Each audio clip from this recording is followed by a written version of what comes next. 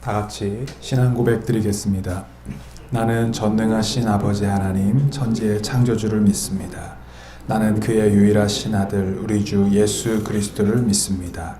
그는 성령으로 잉태되어 동정녀 마리아에게서 나시고 본디오 빌라도에게 고난을 받아 십자가에 못 박혀 죽으시고 장사된 지 사흘 만에 죽은 자 가운데서 다시 살아나셨으며 하늘에 오르시어 전능하신 아버지 하나님 우편에 앉아 계시다가 거기로부터 살아있는 자와 죽은 자를 심판하러 오십니다. 나는 성령을 믿으며 거룩한 공교회와 성도의 교제와 죄를 용서받는 것과 몸의 부활과 영생을 믿습니다. 아멘. 찬송가 183장 찬양 드리시겠습니다. 찬송가 183장입니다.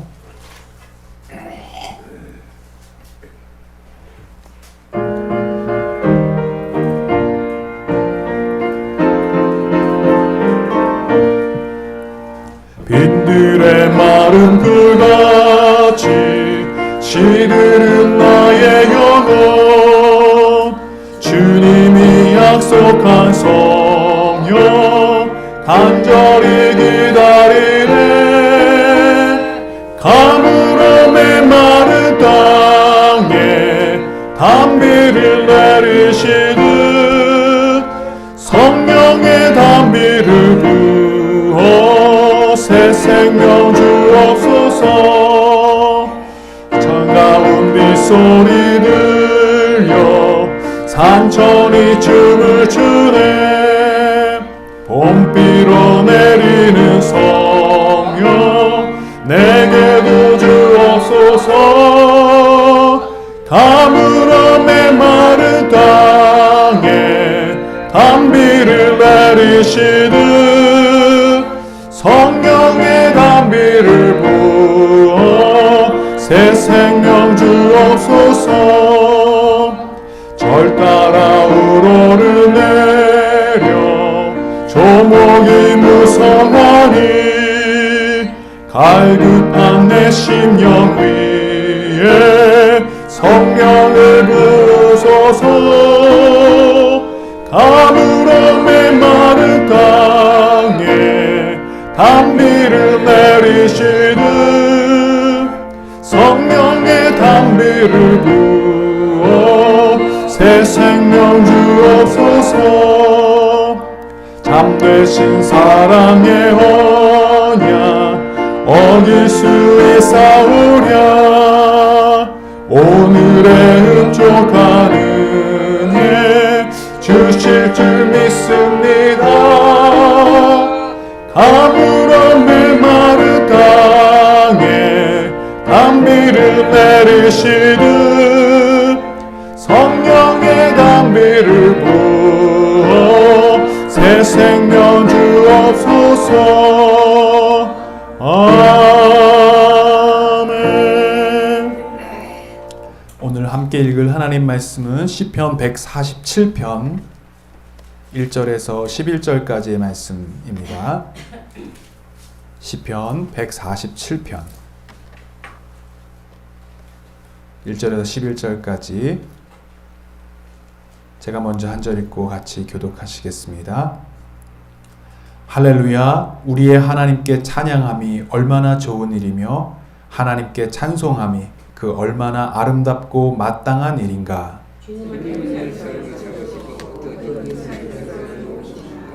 마음이 상한 사람을 고치시고 그 아픈 곳을 싸매어 주신다.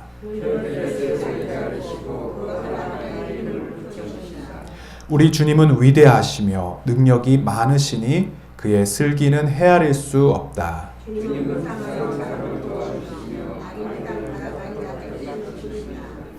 주님께 감사의 노래를 불러드려라. 우리의 하나님께 수금을 타면서 노래 불러드려라.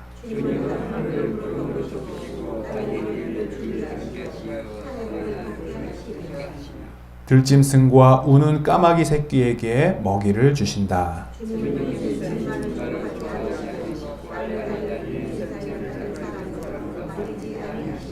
같이 읽습니다.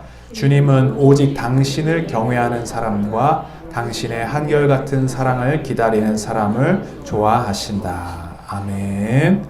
오늘 이 새벽에도 주님 앞에 나온 여러분들에게 하나님의 크신 은혜와 사랑이 함께 하시길 축원합니다. 또 온라인으로 함께 예배하는 분들도 요즘 많이 계신데요. 동일한 은혜가 그 자리에도 있기를 축원합니다.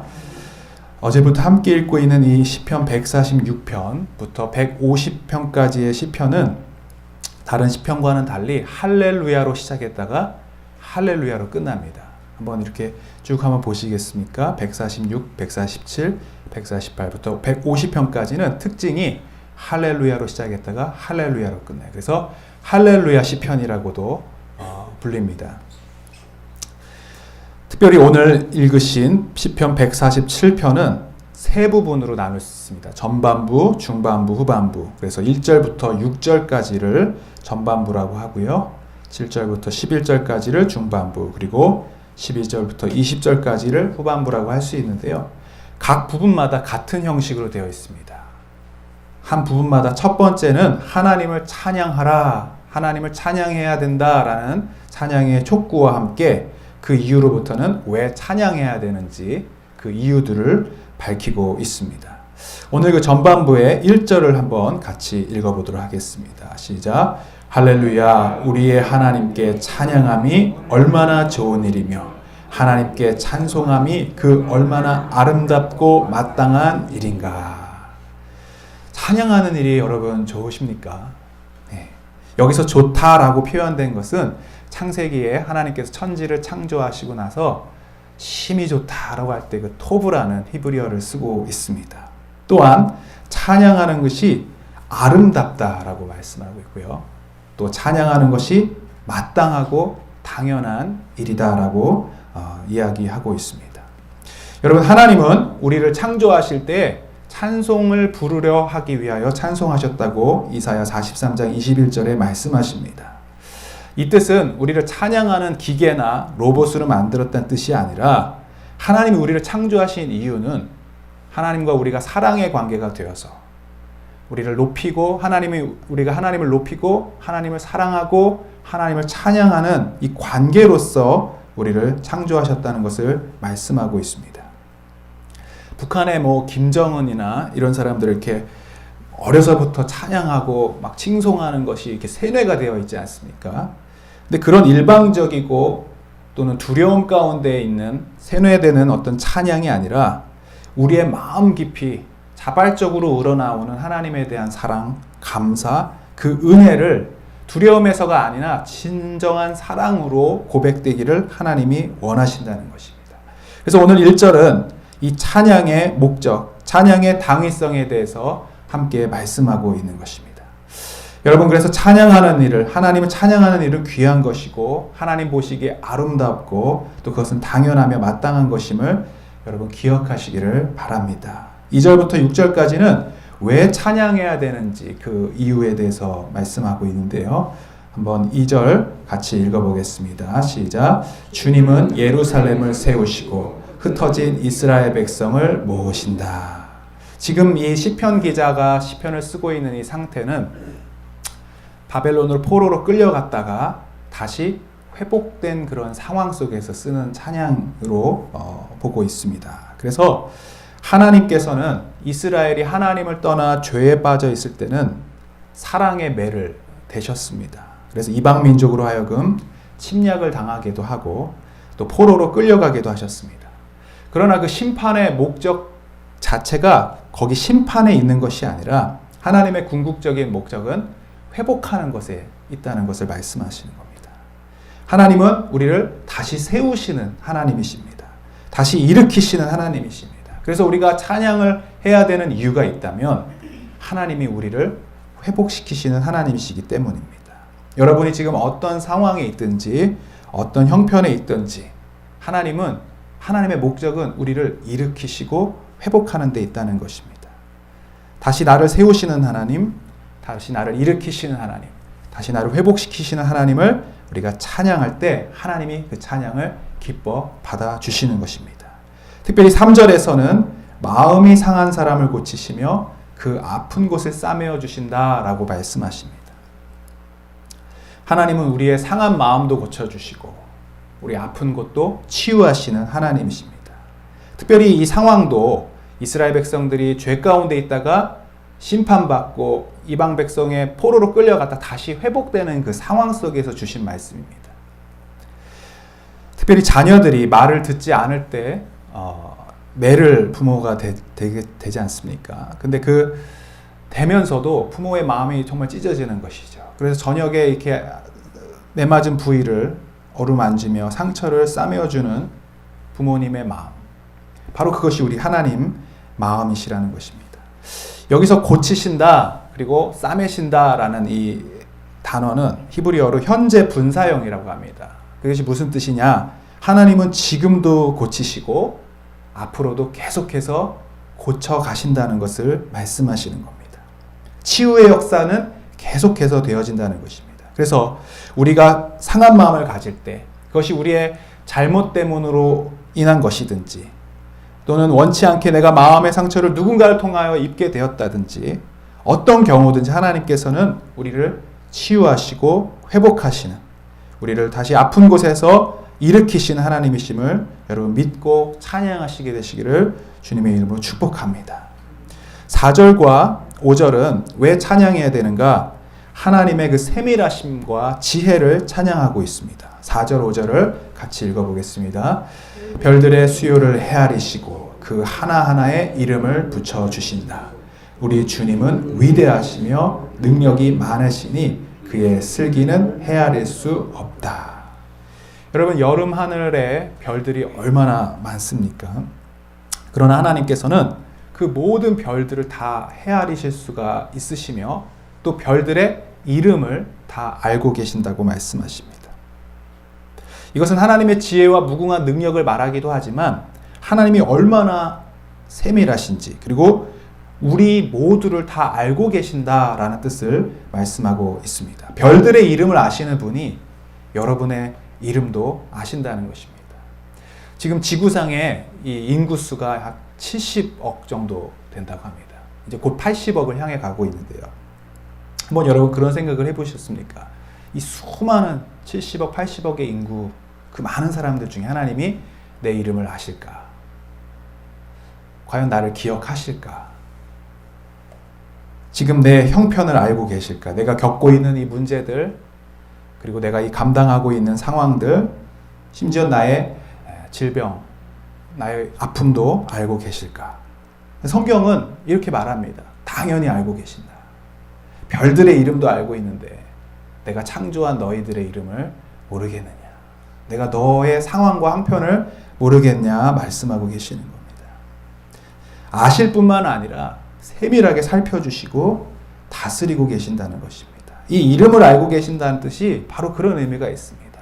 아담이 모든 것을 창조할 때 그 이름을 붙였다는 것은 그것을 다스리고 관리하고 보살핀다는 그런 뜻이 있듯이 하나님께서도 여러분의 이름을 알고 계시고 여러분의 상황과 형편을 보살펴 주시고 다스리고 계신다는 것입니다. 그래서 우리가 두려워할 것이 없는 것입니다. 우리가 그래서 감사할 제목밖에 없는 것입니다. 우리 입술에서는 찬양밖에는 없는 것입니다. 중요한 것은 하나님은 아실 뿐만 아니라 5절 말씀에 보면 주님은 위대하시며 능력이 많으시니 그의 슬기는 헤아릴 수가 없다라고 말씀하시죠. 여러분, 우리가 어려운 일이 있을 때 가까운 친구들이나 가까운 이웃에게 우리의 문제들을 이야기할 때가 있습니다. 하소연할 때가 있습니다. 누군가 내 마음을 알아준다는 것만으로도 위로가 되고 또 치유가 되는 경우가 있습니다. 그런데 진짜 그 갖고 있는 문제들을 내가 이야기한다 해서 그 사람이 해결해 줄 수 있는 것은 아닐 때가 있습니다. 이야기를 들어주는 대부분 그냥 그래, 얼마나 마음이 아프겠냐, 얼마나 힘들겠냐 이렇게 공감을 해줄 수 있지만 그 문제 자체를 고쳐주거나 회복하거나 또는 도와줄 수 없는 경우들이 많습니다. 그런데 우리 하나님은 어떤 분이십니까? 우리의 형편과 우리의 상황을 아실 뿐만 아니라 그것을 해결하고 도우실 능력까지 있다고 말씀하십니다. 그래서 우리 주님이 위대하시고 능력이 많으시다라고 이 시편 기자가 고백하고 있는 것입니다. 여러분, 우리 하나님은 그러한 분이십니다. 우리를 잘 아실 뿐만 아니라 우리를 도우시고 우리를 회복시킬 능력이 있으신 하나님이심을 여러분 믿으시기를 바랍니다. 우리 특별히 6절을 한번 읽어보겠습니다. 시작. 주님은 불쌍한 사람을 도와주시며 악인을 땅바닥까지 낮추시는 분이다. 여기서는 이제 불쌍한 사람들이라고 표현되었는데요. 개역 개정 성경에 보면 겸손한 자를 붙드시고 악인은 땅에 엎드러뜨리시노다 라고 말씀하십니다. 이 불쌍하다라는 단어와 여기 겸손하다라는 단어가 비슷하게 쓰이고 있습니다. 여기서는 성품적인 어떤 겸손을 의미한다기보다는 아까 말씀드렸듯이 포로에 사로잡혔던 백성들이 그 억압됨에서 포로됨에서 마음이 비천해진 겁니다. 마음이 낮아진 겁니다. 겸손해진 상태가 된 것이죠. 그럴 때 하나님은 그러한 사람들을 붙들어 주신다는 것입니다. 이런 불쌍하고 비천한 상황에 있는 우리들을 하나님은 붙들어 주시는 하나님이십니다. 우리가 어떤 문제 앞에 비천해지고 낮아질 때가 있습니다. 근데 이 문제 앞에 두 가지 태도로 나눠질 수 있어요. 겸손해지고 낮아지는 마음을 가질 수 있다. 반면 어떤 경우는 더 강팍해지고 더 교만한 마음을 가질 수도 있습니다. 근데 하나님은 어떤 사람을 도우십니까? 마음이 상한 자, 불쌍한 자, 그로 인하여서 마음이 낮추고 겸손한 자를 붙들어 주시고 또 높여 주시는 하나님이시라는 것입니다. 그래서 오직 하나님만이 우리의 찬양이 되십니다. 하나님은 교만한 자를 오히려 낮추시는 분이시죠. 7절은 다시 찬양해야 할 이유들을 선포하고 있고요. 8절부터는 그 이유에 대해서 또 이야기하고 있습니다. 8절에서 우리 10절까지만 같이 읽어보도록 하겠습니다. 시작.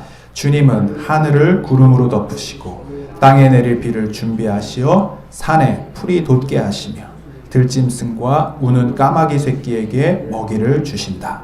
주님은 힘센 준말을 좋아하지 않으시고 빨리 달리는 힘센 다리를 가진 사람도 반기지 아니하신다. 아멘. 전반부하고 이 중반부하고 같은 패턴으로 나오고 있죠. 하나님을 찬양해야 된다. 당위성을 밝히고 그 다음에는 왜 그러는가? 하나님이 천지 만물을 주관하시는 하나님이시다는 겁니다.